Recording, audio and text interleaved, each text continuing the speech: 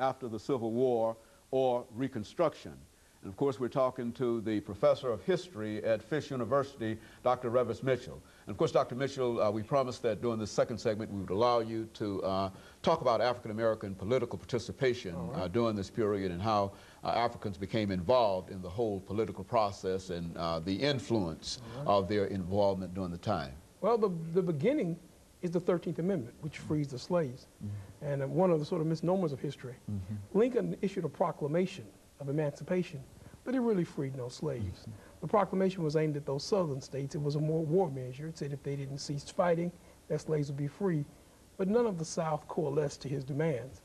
So slavery continued to the end of the war. It was an act of Congress, the 13th Amendment, which freed the slaves. Again, it's the radical Republicans. And as wonderful an act as freeing the slaves was, it was also a way of saying to the South that these people who you've held, these people who much of your economy is based upon, and slavery was an economic activity, are now free. The 14th Amendment will make them citizens of the United States. And then amendments follow, the 15th and whatever, and they're given the vote. Again, as wonderful as the act was, as marvelous as it was, it's also a continuation of that struggle between the North and the South. Suddenly, this Congress, still seen as Northern because the Southern states have been reconstructed, goes in and provides the vote. It puts together a whole new electorate in the South, a large population, which for a brief period of time, the late 1860s, will control the Southern vote. So once you have Reconstruction and blacks are allowed to vote, the Dunning School of Historians, William McDonough, describes it as black Reconstruction. Very good. The blackness is the fact that some few blacks hold office, never a majority. One interesting political point, though, once black people have the vote, once those former slaves and many of those free blacks who were never slaves have the vote, they aren't terribly punitive. We don't find during black Reconstruction blacks demanding any punishment of the South.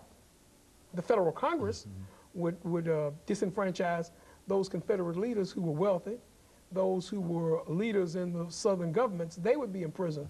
But it wasn't acts of black legislatures. It would, in fact, throughout the South, during black Reconstruction, you really find a time when black members of state legislatures, black members of city councils and all, will reestablish and rebuild the South. In Tennessee, for example, the Tennessee legislature, once blacks are a member of it, Samuel McElwee will propose public education. You had never had public education in the South prior to the Civil War. It's during black Reconstruction. Public education for all groups in the South.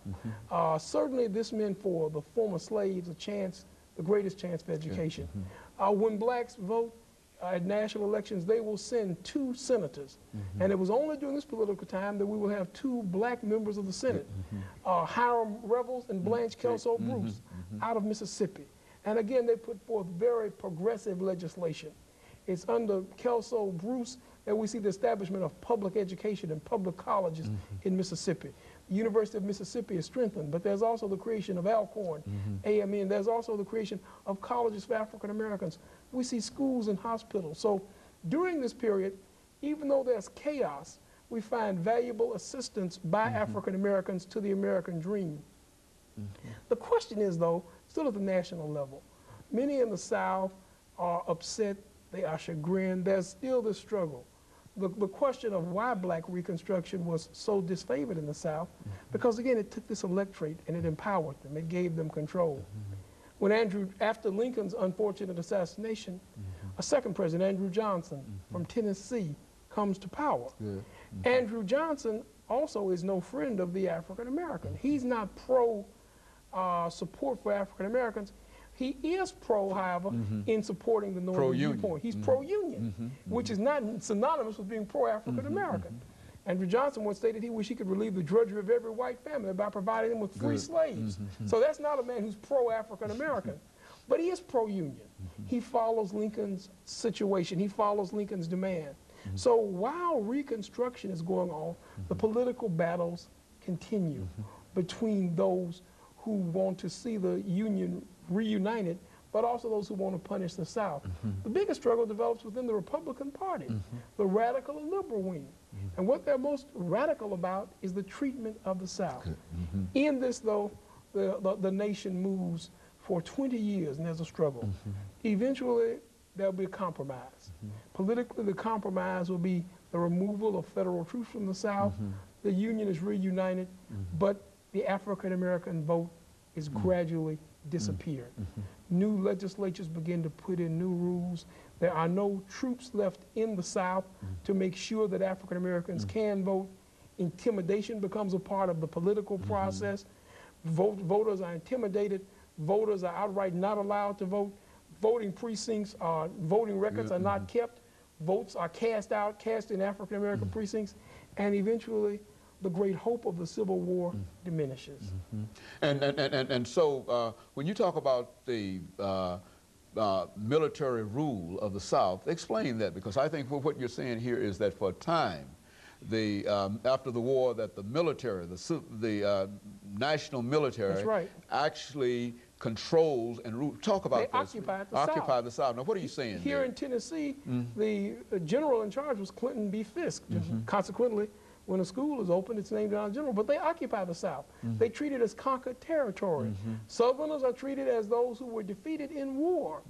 The great irony is that the two national leaders, Lincoln and Johnson, didn't want to alienate Southern voters. They hoped for reunion, but you couldn't have that. So the main point that Southern leaders want in this period of Reconstruction, the first most visible sign of reunion they want is the removal of federal troops. But once those troops are removed, who is going to protect the former slaves?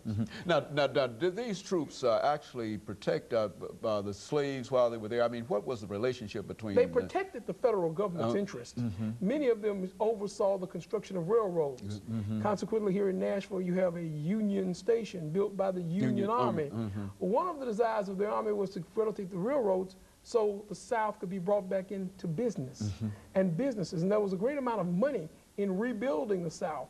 Important northern companies make that money. And actually, some scholars point out that the African Americans compromised